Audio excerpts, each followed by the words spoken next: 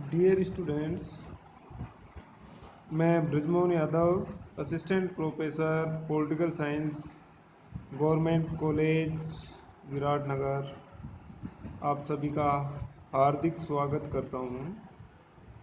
आज हम मौलिक अधिकार के बाद में इससे संबंधित महत्वपूर्ण तथ्य, मूल कर्तव्य और नीति निर्देशक तत्वों के बारे में अध्ययन करेंगे। तो सर्वप्रथम जो मौलिक अधिकार हैं उनके महत्वपूर्ण तथ्य क्या हैं।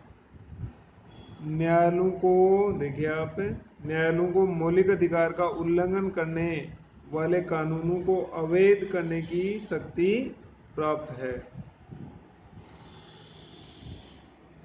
संविधान में ऐसे कानूनों की न्यायिक समीक्षा की शक्ति प्रदान की गई है और अनुच्छेद 31A, 31 अनुच्छेद 14 और 19 में प्रदत्त मौलिक अधिकार इसके अपवाद हैं।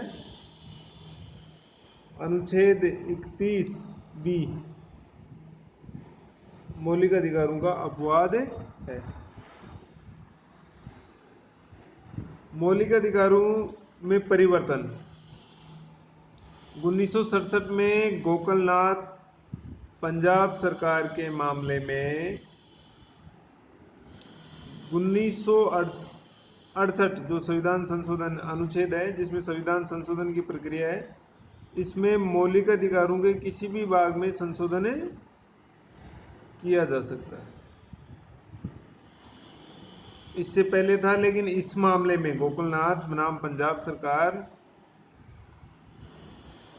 इस मामले में सुप्रीम कोर्ट ने निर्णय दिया कि संविधान में जो प्रदत्त मौलिक अधिकार हैं, जो मौलिक अधिकार दिए गए हैं, उनमें संसद संशोधन नहीं कर सकती, यानी उनमें बदलाव नहीं कर सकती।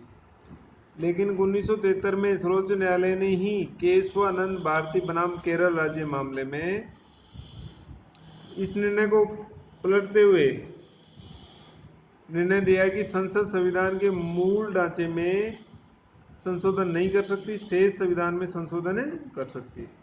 मौलिक अधिकार संविधान के मूल ढांचे में नहीं आता है, उन्हें संसद संशोधित कर सकती है।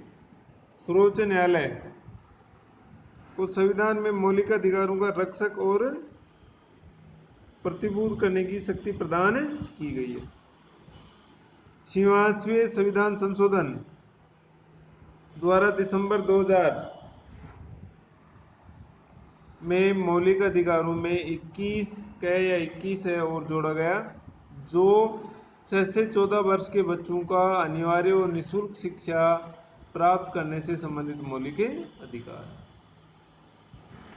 अब है आपके मूल कर्तव्य।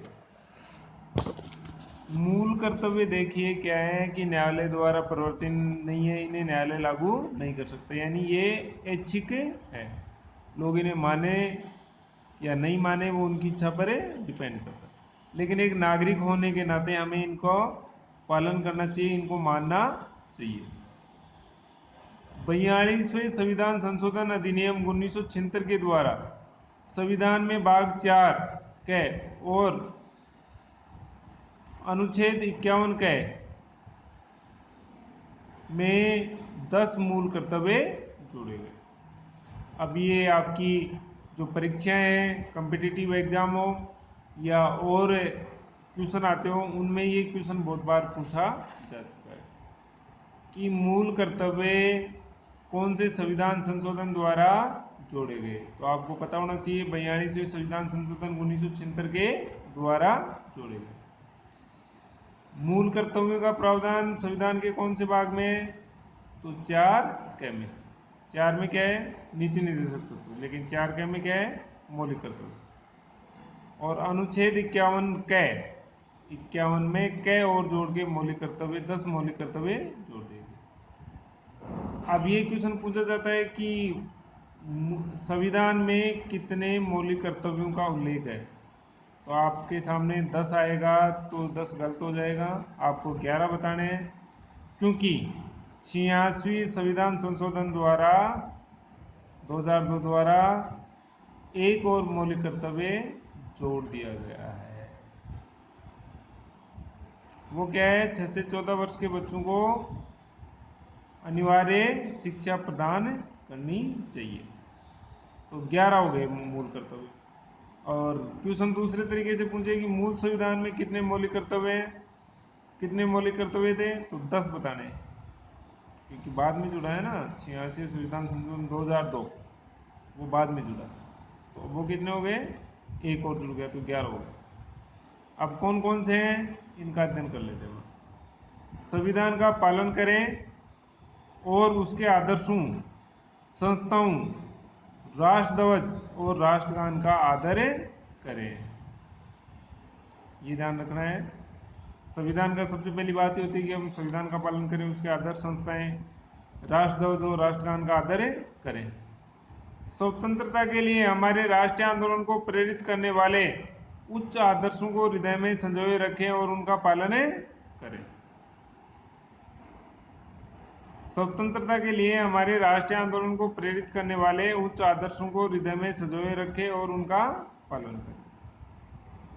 तीसरा, भारत की प्रभुता, एकता और अखंडता की रक्षा करें और उसे अक्षुण्ण बनाए रखें।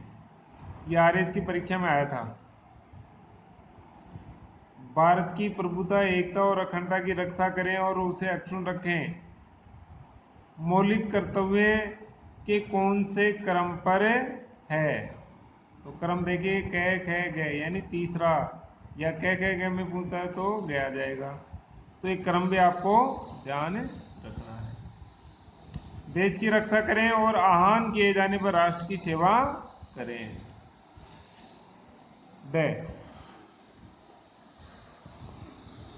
भारत के सभी लोगों में समरसता और समान भ्रातृत्व की भावना का निर्माण करें, जो धर्म, भाषा और प्रदेश या वर्ग पर आधारित सभी भेदभावों से परे हो।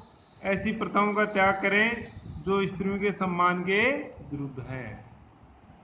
हमारी सामाजिक संस्कृति की गौरवशाली परंपरा का महत्व समझें और उसको परिरक्षण करें। अब इसमें 6 जो पर्यावरण से संबंधित है। प्राकृतिक पर्यावरण की, जिसके अंतर्गत वन, झील, नदी और वन्य जीव हैं, रक्षा करें और उसका संवर्धन करें तथा प्राणी मात्र के प्रति दया भाव रखें। वैज्ञानिक दृष्टिकोण, मानववाद और ज्ञानार्जन तथा सुधार की भावना का विकास करें।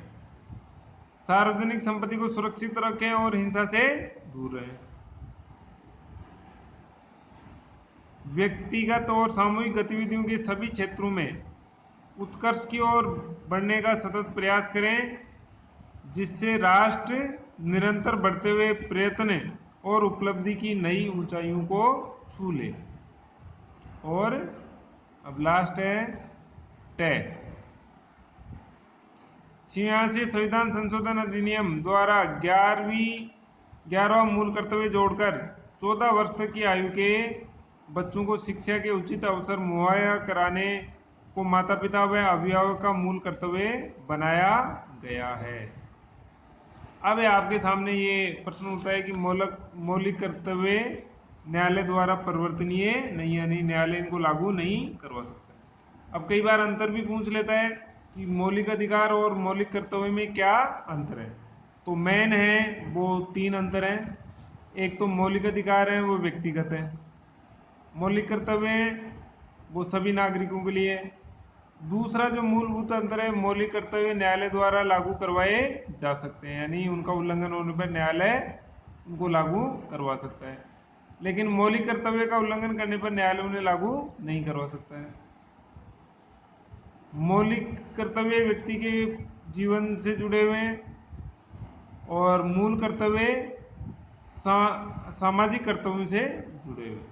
तो ये आपको अंतर है, ध्यान में रखना है। अब नीति निर्देशक तत्वों के बारे में दूसरे वीडियो में अध्ययन करेंगे। धन्यवाद।